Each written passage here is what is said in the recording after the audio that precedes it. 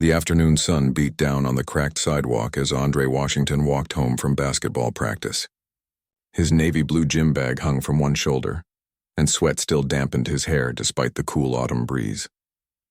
The neighborhood around him was quiet, just the occasional passing car and distant sounds of children playing at the park 2 blocks away. Andre checked his phone. His mom would be finishing her shift at the base soon. As a lieutenant colonel in the Army with nearly 20 years of service, she ran a tight schedule and expected the same from him. Straight-A student, varsity basketball, and volunteer work at the Veterans Center on weekends, Andre knew his mom was proud, even if she showed it in her own reserved military way. He was crossing at the intersection when the police cruiser pulled up beside him.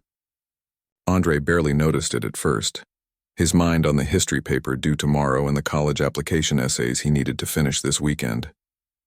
West Point was his dream, following in his mom's footsteps but charting his own path too. "Hey, you there, stop walking," came a sharp voice from the cruiser's open window. Andre stopped, confused. He looked around to see if the officer was talking to someone else, but the street was empty except for him. "Me, sir?" Andre asked, standing straighter out of habit.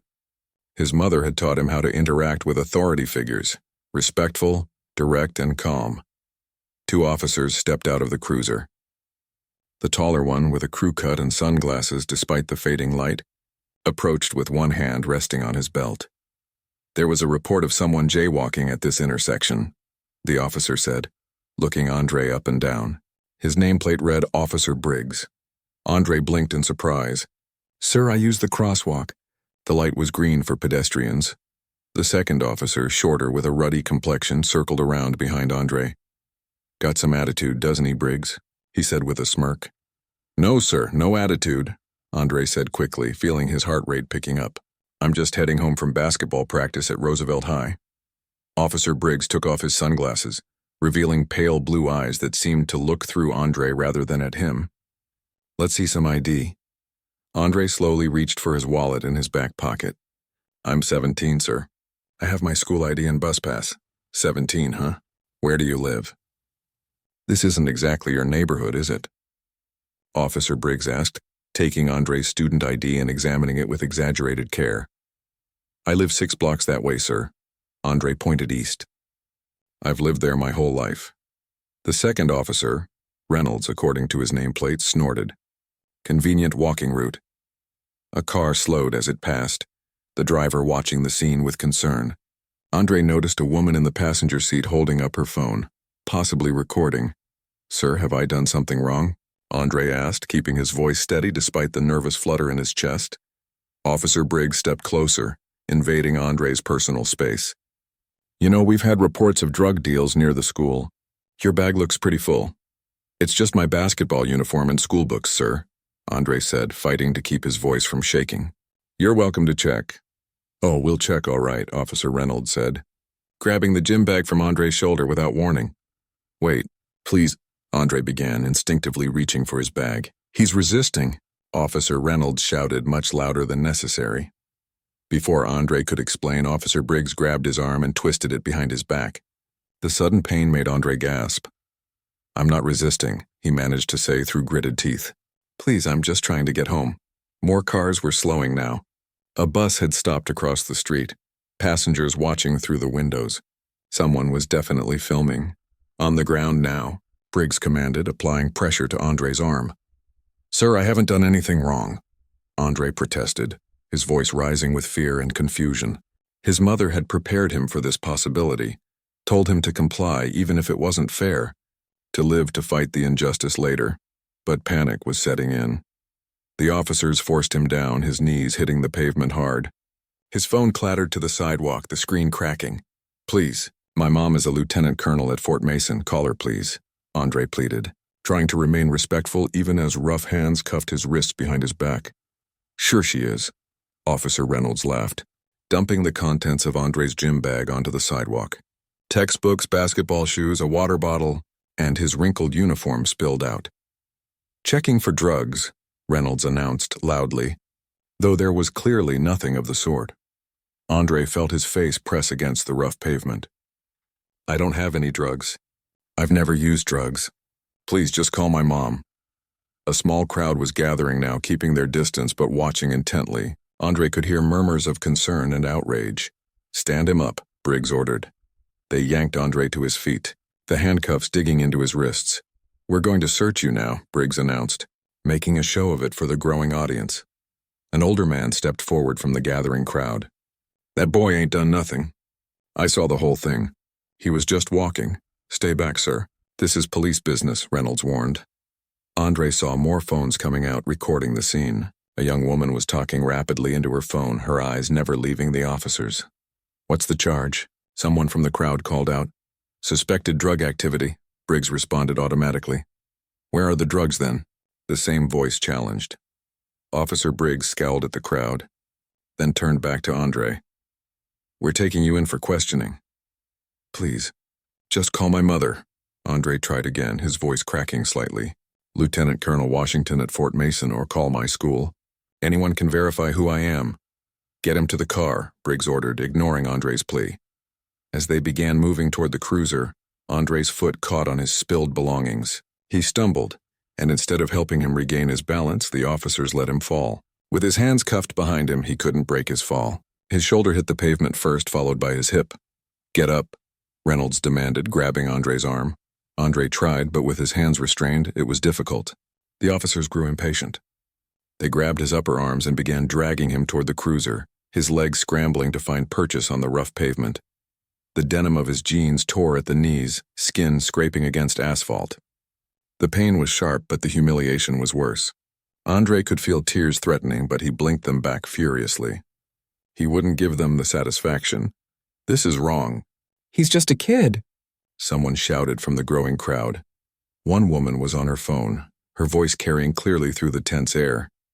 "They're dragging him down Jefferson Street, across from the hardware store. Yes, a black teenager. No, he wasn't doing anything wrong. Please hurry." A teenage girl pushed through to the front of the crowd. "I go to school with him." "That's Andre Washington. He's on honor roll in the basketball team." "He doesn't do drugs?" Officer Briggs paused, seeming to register for the first time that the situation was escalating beyond his control. Too many witnesses, too many cameras, but pride or something darker kept him from backing down. "Everyone disperse now, or you'll be arrested for obstructing justice," he announced to the crowd. No one moved. If anything, the crowd grew larger as people from nearby businesses stepped outside to see what was happening. "I've already called his mother," an elderly woman announced loudly. "She's on her way with half the base behind her." Andre wasn't sure if that was true, but the thought of his mother gave him courage. "My rights are being violated," he said clearly, making sure his voice carried to all the recording phones. "I have not been read my Miranda rights. I have not been told the specific charges against me, and I am a minor being detained without parent notification." Officer Reynolds tightened his grip on Andre's arm. "Shut up, kid. No, you shut up," came a powerful voice from the edge of the crowd. The sea of people parted, and Andre felt a surge of relief so strong it nearly made him collapse. His mother had arrived. But she wasn't alone, and she wasn't happy. Lieutenant Colonel Diane Washington was reviewing supply requisition forms when the first text message came through. She glanced at her phone, then quickly set down her pen. 3 more messages appeared in rapid succession, along with a video link. Her stomach dropped as she tapped on it. The video was shaky, filmed by someone clearly trying to be discreet, but there was no mistaking her son being forced to the ground by 2 police officers. The 15-second clip ended with Andre being dragged across pavement. Diane stood so quickly her chair rolled back and hit the wall. Her aide, Specialist Ramirez, looked up in alarm. "Ma'am, is everything okay?" Diane was already grabbing her jacket. "No, it's Andre. Call Captain Rodriguez and tell him to meet me in the parking lot immediately. Then contact Colonel Pearson. Tell him." She paused, gathering her thoughts despite the adrenaline surging through her system. "Tell him there's a situation involving local police and my son, and I'm responding." Specialist Ramirez was already reaching for the phone. "Yes, ma'am. Anything else?" "Yes, call Chief Master Sergeant Wilson. Tell him I need 4 MPs to ACO. Empany me, in uniform. Authorization code Whiskey 7. Ramirez's eyes widened slightly. The authorization code meant this was now an official military response to a situation involving family of military personnel. It wasn't invoked often, but when it was, It came with the full weight of the base commander's authority. Right away, "Ma'am?" Diane strode down the corridor, phone pressed to her ear as she tried to reach Andre. No answer. She tried again with the same result.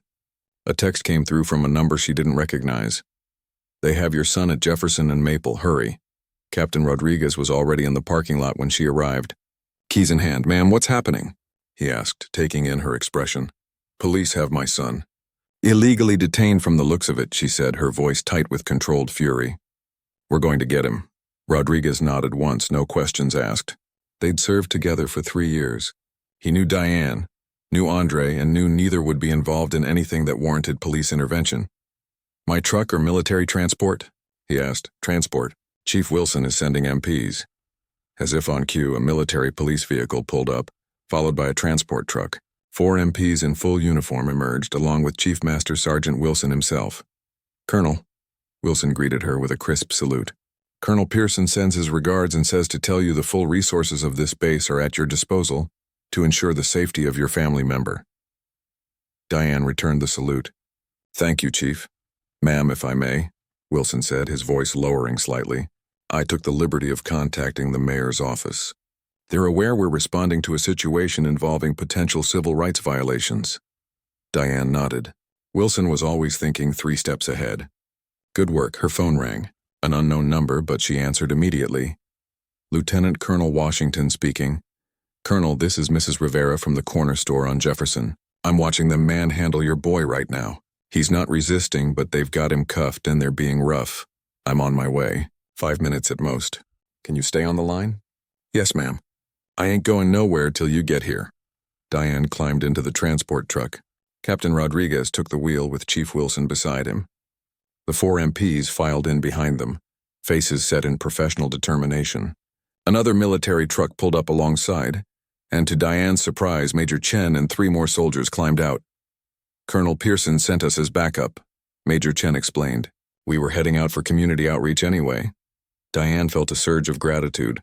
The base looked after its own. "Let's move," she ordered. As they pulled away from the base, Diane kept Mrs. Rivera on the line, getting updates.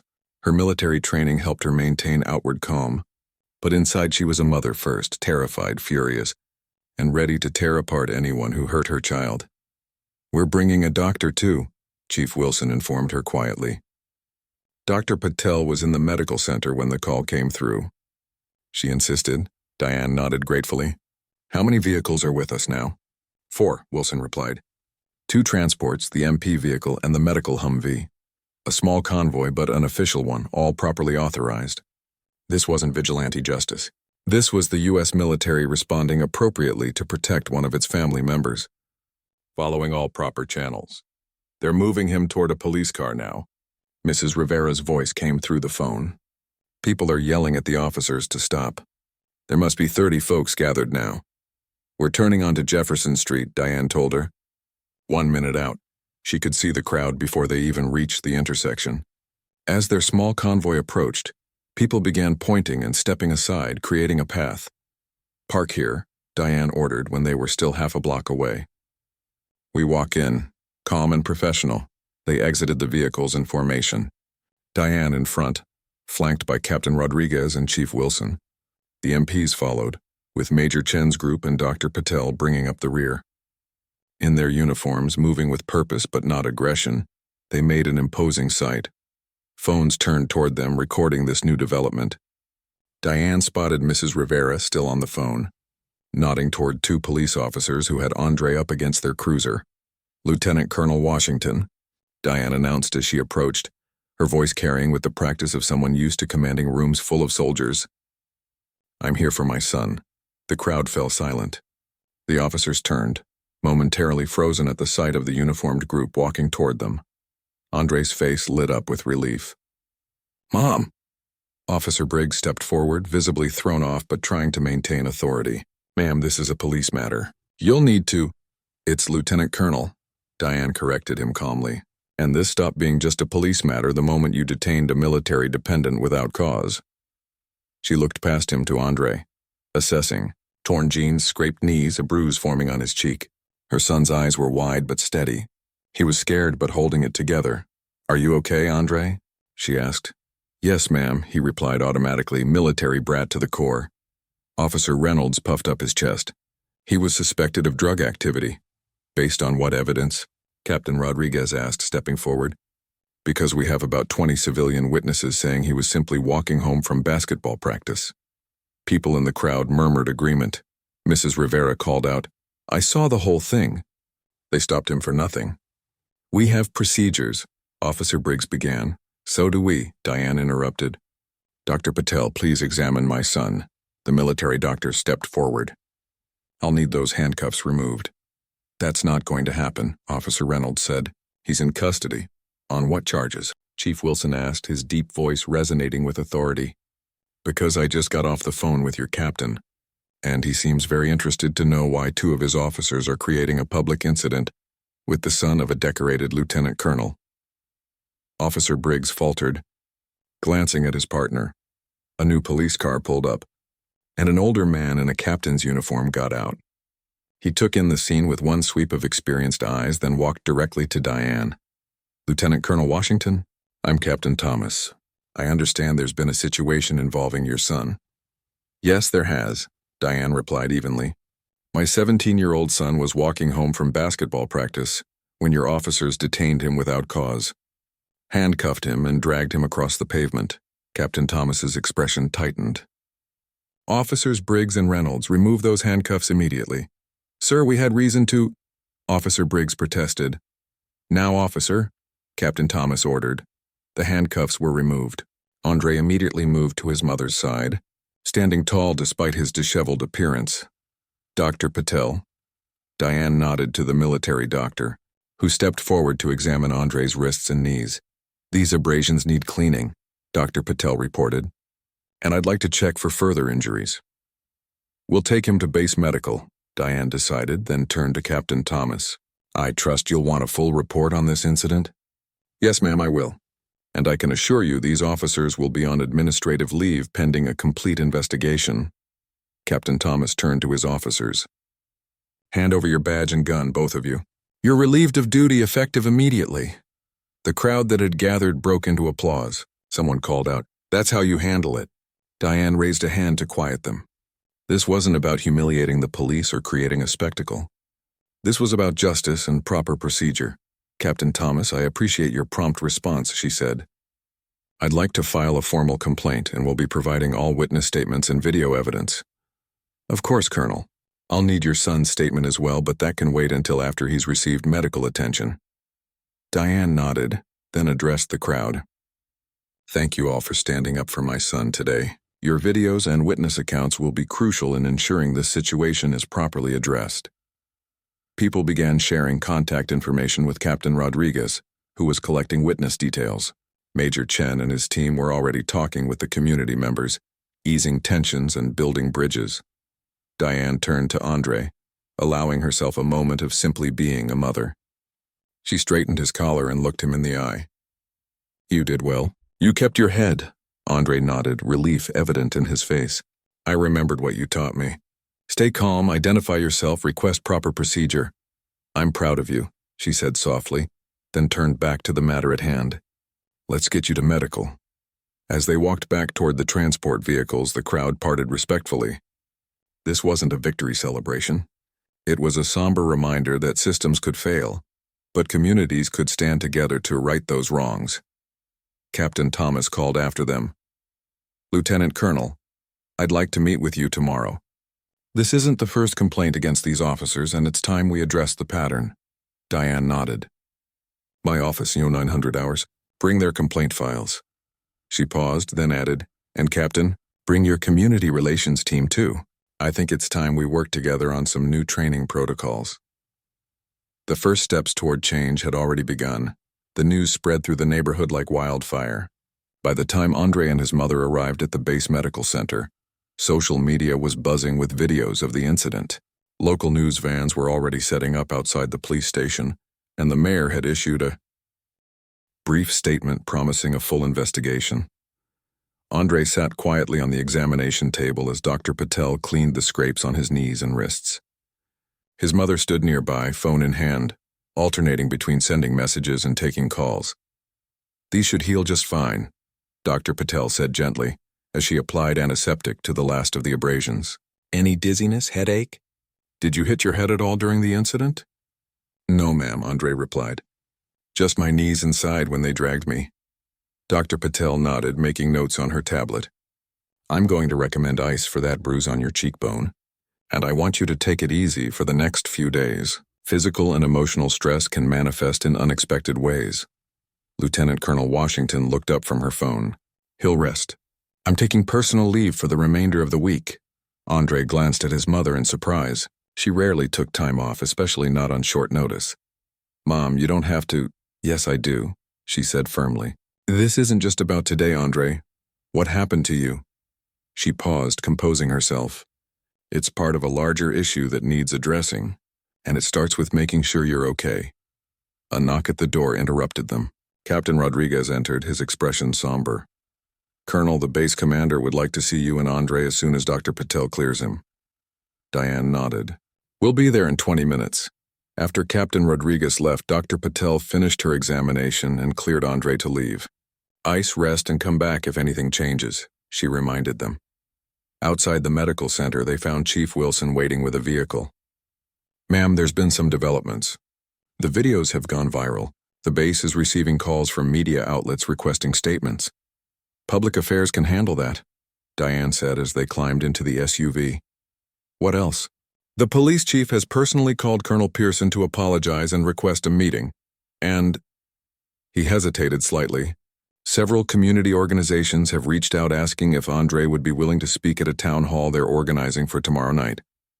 Andre looked out the window, watching the familiar buildings of the base pass by. He'd grown up here, felt safe here. The contrast between how he was treated on base with respect, as Lieutenant Colonel Washington's son, and how those officers had treated him on a public street was still sinking in. What are you thinking? His mother asked quietly. Andre turned to her.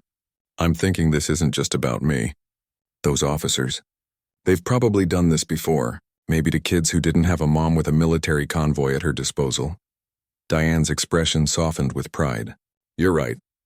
It's not just about you. That's why how we respond matters. They arrived at base headquarters where they were immediately ushered into Colonel Pearson's office. The base commander stood as they entered, coming around his desk to greet them. Andre, I'm very sorry about what happened today, Colonel Pearson said, shaking Andre's hand firmly. How are you holding up? I'm okay, sir. Thank you. Colonel Pearson gestured for them to sit. I've reviewed the footage and spoken with several witnesses. What happened was unacceptable. Those officers violated department policy, and more importantly, they violated your civil rights. He turned to Diane. Lieutenant Colonel, I want you to know that the base fully supports your family through this. We're coordinating with the city on several levels to address both this specific incident and the broader issues it highlights. Thank you, sir, Diane replied. Now, Colonel Pearson continued, I understand you've received requests from community organizations? Andre nodded. Yes, sir. They want me to speak at a town hall tomorrow. I think that could be valuable if you're comfortable with it, Colonel Pearson said. But I also believe we need to approach this strategically. He leaned forward, hands clasped on his desk. This incident has created an opportunity, a difficult, unfortunate opportunity, to build better relationships between the military community, local law enforcement, and the civilian population. A knock at the door interrupted them. Colonel Pearson's aide entered. Sir, the mayor and police chief have arrived. Show them in, Colonel Pearson instructed, then turned to Andre and Diane. Are you comfortable meeting with them now? We can reschedule if you need time. No, sir, Andre said before his mother could respond. I'd like to talk to them. Mayor Harris entered first, a tall woman with silver-streaked hair and a concerned expression. Behind her came Police Chief Bennett, still in uniform, his face tight with professional discomfort. Andre, Lieutenant Colonel Washington, the mayor greeted them. Thank you for agreeing to meet with us. First, I want to personally apologize for what happened today. Chief Bennett stepped forward. I echo that apology. The actions of Officers Briggs and Reynolds were completely unacceptable and do not reflect the values or training of our department. With all due respect, Diane said, 2 of your officers handcuffed and dragged my 17-year-old son across pavement because he was walking home from basketball practice. So I have to wonder what values and training your department does uphold. The chief flinched slightly but nodded. That's a fair question, and one we need to address openly.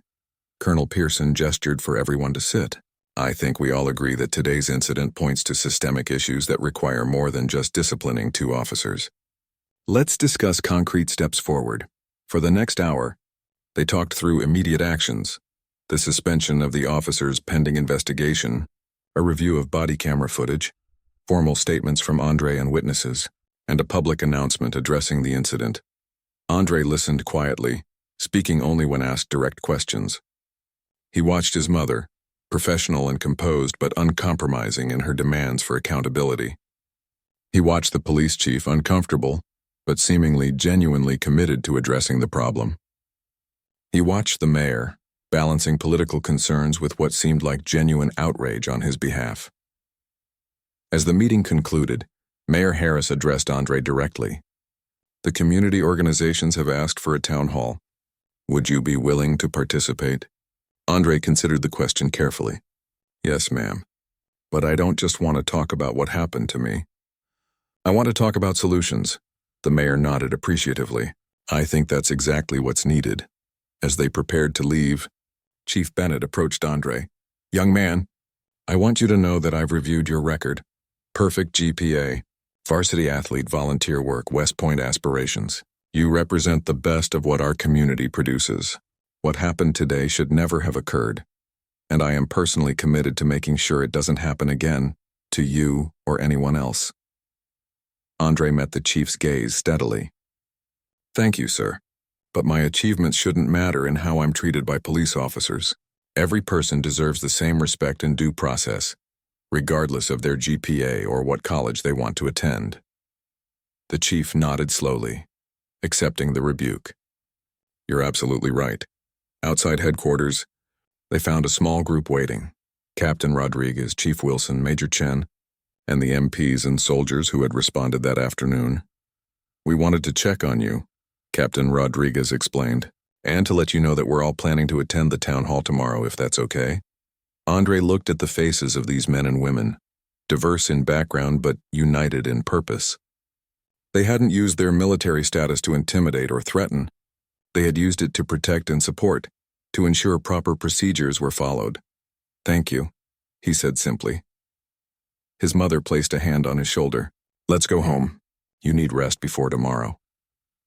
As they walked toward the parking lot, Andre noticed a group of teenagers his age standing near the base entrance. He recognized them from school, the basketball team still in practice clothes along with several classmates. His teammate Tyler broke from the group and approached. Hey, we saw what happened online. We wanted to make sure you were okay. And, added Gabriel, the student body president, we wanted to let you know that we're all coming to that town hall tomorrow. The whole school is talking about it. Andre felt something tighten in his chest, gratitude, purpose, responsibility. Thanks for coming. What can we do? Tyler asked. Like what happens next? Andre looked back at the headquarters building, where the mayor and police chief were just emerging. He looked at his mother, standing tall in her uniform. He looked at his friends and teammates waiting for his answer. Next, we make sure this leads to real change, he said. Not just talk, not just for me, for everyone. As they drove home, Andre watched the sunset paint the sky in brilliant oranges and purples. The day had started normally, just a kid walking home from basketball practice.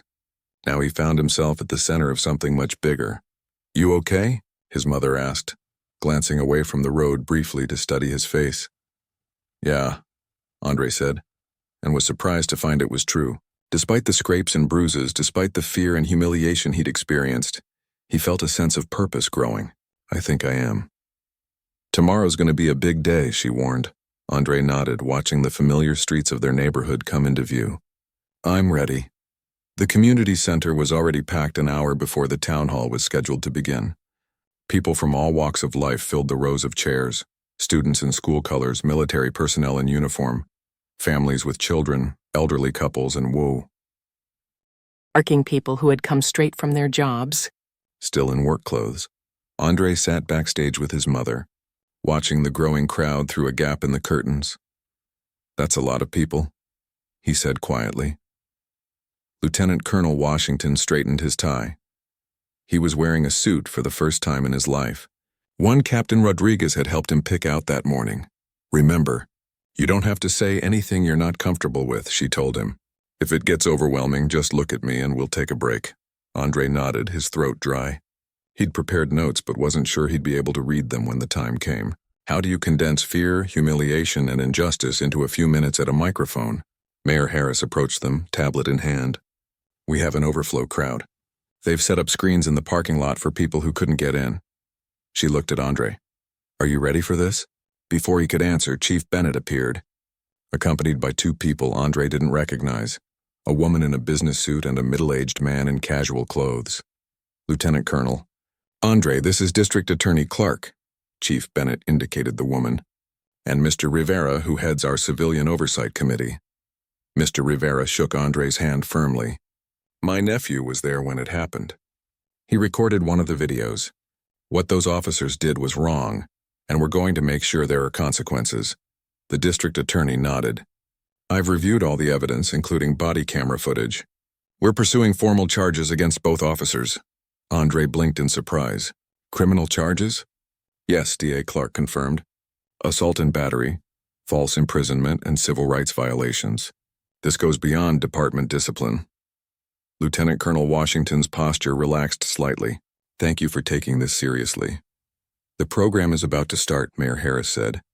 "We'll begin with opening statements, then community members will speak, followed by responses from the police department and city officials. Andre, you'll speak last before we open to questions." Andre took a deep breath and nodded. His mother squeezed his shoulder reassuringly. From the stage, they could hear the moderator, a respected local news anchor, calling the town hall to order. The murmur of the crowd died down as the mayor stepped to the podium for opening remarks. "What happened to Andre Washington 2 days ago was inexcusable," Mayor Harris began, "but unfortunately it was not isolated. Today we come together not just to address one incident, but to confront the pattern it represents and commit to meaningful change." For the next hour, Andre listened as community members approached the microphones set up in the aisles. An elderly gentleman described being pulled over 14 times in the past year, without ever receiving a ticket. A woman tearfully recounted her 12-year-old son being handcuffed after playing with a toy in a park. A teacher explained how her students practiced what to do if stopped by police, a lesson as routine as fire drills. Military personnel spoke too, veterans and active duty, sharing experiences both on and off base. They emphasized how proper training, clear protocols, and accountability created an environment where authority could be exercised without abuse. When Chief Bennett took the podium, the room grew tense. "I'm not here to make excuses," he began. "What happened to Andre Washington represents a failure of training, of supervision, and of culture. As chief, I take responsibility for that failure." He outlined immediate changes. Both officers had been fired and charged. An external review of all use of force incidents over the past 5 years was underway, and new training protocols were being implemented, with input from community members and military experts. "Words are easy," Chief Bennett acknowledged. "You deserve actions. That's why, effective immediately, all officers will undergo implicit bias training developed in partnership with community leaders. Body cameras will be mandatory and subject to civilian review. And most importantly, we're establishing a joint community police oversight board with real power to investigate complaints and recommend discipline." The district attorney spoke next, detailing the charges against the officers and a broader review of similar cases. Then Mr. Rivera explained how the Civilian Oversight Board would function. Finally, the moderator called Andre's name. Andre walked to the podium, acutely aware of the hundreds of eyes following his movement. He placed his notes on the podium, then looked up at the sea of faces. 2 days ago, I was walking home from basketball practice, he began, his voice steadier than he expected. I was thinking about my history paper and West Point applications. Then suddenly, I was on the ground being handcuffed for something I didn't do. He described the incident in simple, direct terms. No embellishment was needed. The facts themselves were powerful enough. I was scared, he admitted. But I also knew I had advantages many others don't. My mother is a lieutenant colonel. We live on a military base. I attend a good school. I have resources and support that many people in similar situations don't have. He looked directly at the police officers seated in the front row. The problem isn't just two bad officers. The problem is a system that gave those officers the power to treat me, to treat anyone that way without consequences. Until my mother arrived with military backing, my word meant nothing against theirs. Andre set aside his notes. I don't want special treatment because my mom is in the military or because my story went viral. I want a system that works fairly for everyone. That means accountability. That means transparency. That means real consequences when power is abused. He turned to face Chief Bennett and Mayor Harris. You've promised changes. That's good. But promises aren't enough. We need guarantees. We need policies with teeth. We need oversight that isn't just for show. The room was completely silent. I'm 17, Andre continued. In a few months, I'll apply to service academies. I want to serve my country like my mother does. I believe in what this country is supposed to stand for, liberty and justice for all. But those can't just be words. They have to be realities every day for everyone. He paused, looking out at the diverse faces watching him. What happened to me was wrong, but something good can come from it if we use this moment to create real change, not just in policies but in how we see and treat each other, not just for a news cycle but permanently. As Andre stepped back from the podium, the room erupted in applause. He returned to his seat beside his mother, who gave him a subtle but proud nod. The moderator opened the floor for questions. The first came from a police officer in uniform who stood and addressed Andre directly. I've been on the force for 15 years, the officer said. I joined to help people, but I've seen the problems from the inside. What would you say to officers like me who want to be part of the solution? Andre considered the question carefully. Speak up, he finally answered. When you see something wrong, say something. Stand up for what's right, even when it's difficult. That's what integrity means, doing the right thing even when no one's watching. Or especially when everyone is watching but looking the other way. The officer nodded solemnly. Thank you. More questions followed from community members, city officials, and journalists. Throughout the discussion, Andre was struck by the complexity of the issues but also by the common ground that emerged. People on all sides wanted safety, respect, and fairness. The disagreements were largely about how to achieve those goals, not whether they were worthwhile. As the town hall neared its end, Chief Bennett requested the microphone one last time. I've listened carefully tonight, he said, and I want to make a concrete commitment. Within 30 days, we will implement every reform discussed here. Within 60 days, we will publish data on stops, arrests, and use of force, broken down demographically. And within 90 days, we will invite an independent evaluation of our progress. He turned to Andre. Young man, what happened to you was wrong, but your response, your maturity and vision for a better way forward, gives me hope. If you're still interested in public service after all this, I think our country will be better for it. As the town hall concluded, people lingered, forming groups to continue discussions. Andre found himself surrounded by classmates, community members, and military personnel, all wanting to share their thoughts or simply offer support. Lieutenant Colonel Washington stood nearby, fielding questions from reporters with practiced ease. She caught Andre's eye and gave him a small smile that conveyed everything words couldn't: pride, love, and a shared commitment to the work ahead. Later, as they walked to their car, Andre spotted Officers Briggs and Reynolds' former captain standing alone at the edge of the parking lot. Captain Thomas approached them hesitantly. Andre, Lieutenant Colonel Iju. Saint wanted to say, that was powerful in there. Real change is happening because you chose to handle this with dignity and determination, rather than just anger. I'm retiring next month after 30 years, but I've volunteered to help train new recruits on what went wrong here and how to do better. Andre extended his hand. Thank you, Captain.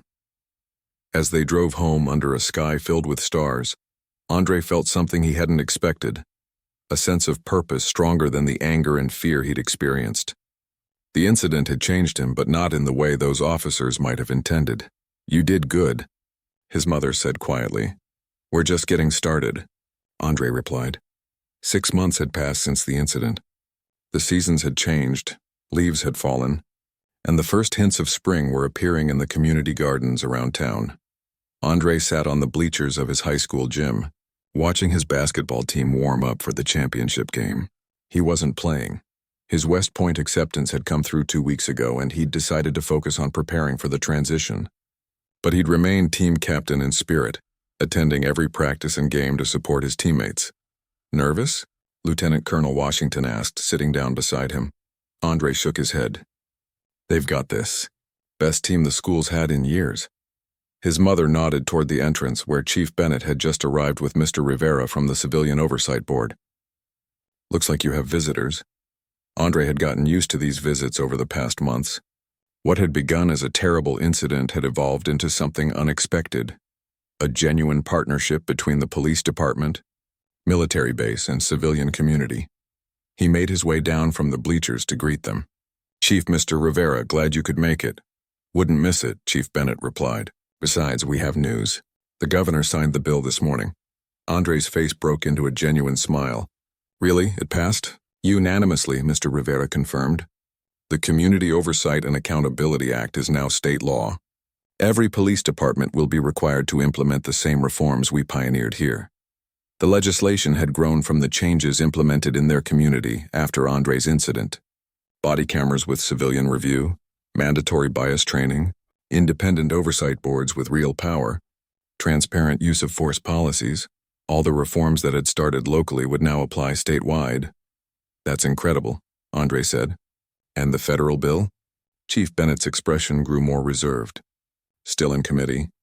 But your testimony last month made an impression. We've got bipartisan support now. Andre had traveled to Washington, D.C. to speak before a congressional committee, sharing his experience and the positive changes that had followed in his community. The proposed federal legislation would tie police department funding to implementation of similar reforms nationwide. The game's about to start, Andre said. Want to join us? They found seats near Lieutenant Colonel Washington, who was deep in conversation with Coach Phillips. The gym was packed not just with students and parents, but community members of all kinds. Something had shifted in the town since the incident. People who had previously lived in separate worlds, military families, longtime residents, recent immigrants, police officers, now regularly came together for events like this. As the teams took the court for tip-off, Andre spotted Tyler, his former teammate, giving him a thumbs up. The opposing team's coach came over to shake Andre's hand, a small gesture that would have seemed unremarkable before, but now carried deeper meaning. By the way, Chief Bennett said as the game began, those two former officers, Briggs and Reynolds, their trial starts next month. The DA wanted me to ask if you're still willing to testify. Andre nodded. Yes. It's important to see this through. The criminal charges against the officers had proceeded slowly but steadily. They had rejected plea deals, maintaining they had done nothing wrong despite the overwhelming evidence. Andre wasn't looking forward to facing them in court, but he understood the importance of holding them accountable. You know, Mr. Rivera said thoughtfully, watching the game, when I took this oversight position, I expected to be fighting the police department at every turn. I never imagined we'd be working together like this. Chief Bennett smiled ruefully.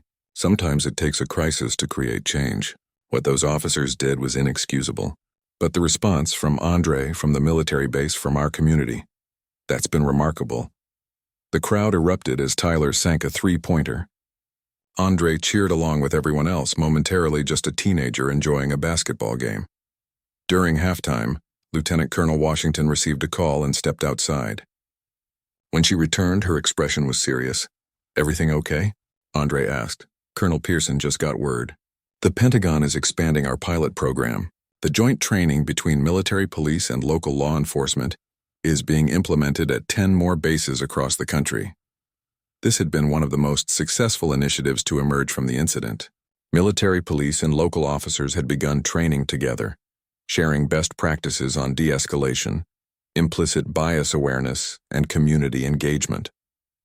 The results had been dramatic. Use of force incidents down 60%, civilian complaints reduced by half, and improved community relations for both institutions. As the second half of the game began, Andre found himself reflecting on the unexpected journey of the past 6 months. The path from victim to advocate hadn't been easy.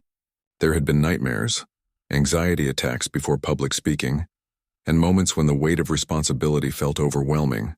But there had also been growth, purpose, and a sense of creating meaningful change. His phone buzzed with a text from Gabrielle, the student body president. Just heard about the governor signing the bill. Your story changed everything. So proud of you. His high school had changed too. Classroom discussions about civil rights had moved beyond history books to current events. A new student organization focused on community relations had become one of the most popular clubs on campus. The school resource officer now hosted regular forums where students could ask questions and express concerns in a safe environment.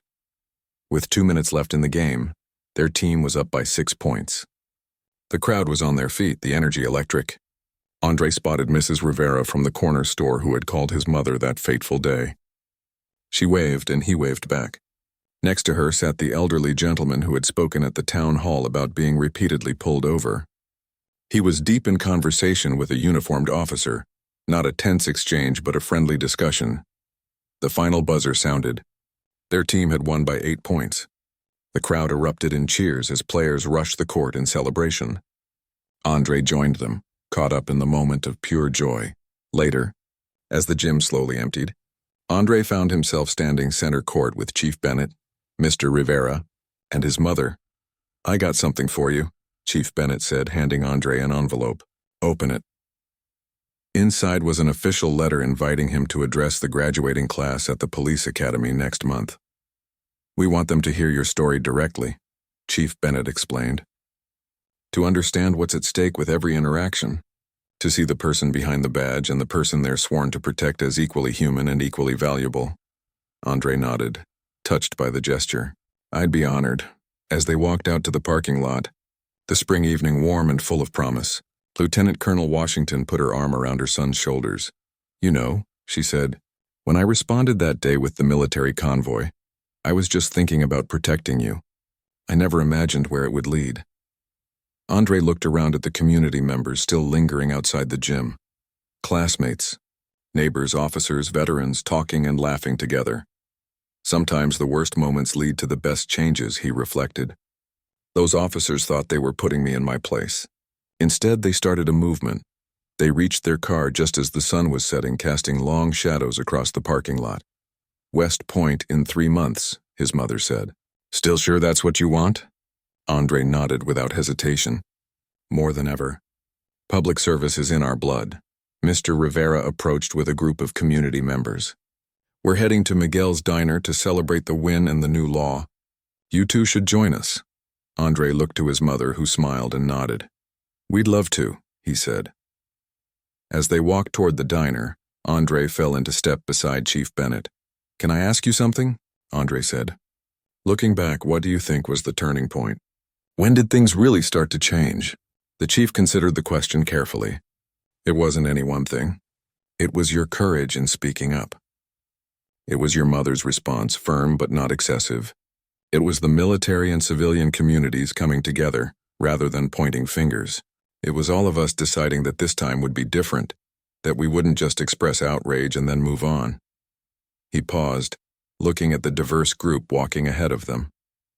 Maybe the real change was that we finally started seeing each other as people, not categories. Not just uniforms or skin colors or neighborhoods. Andre nodded thoughtfully. The diner came into view, warm light spilling from its windows onto the sidewalk. Inside, he could see tables being pushed together to make room for everyone. The work isn't finished, Andre said, thinking of the upcoming trial and the federal legislation still pending. No, Chief Bennett agreed, but it's begun, and that's something worth celebrating. Andre looked back at how far they'd come and forward to how far they still had to go. Both views filled him with determination rather than despair. Yes, he said as they reached the diner door. It definitely is.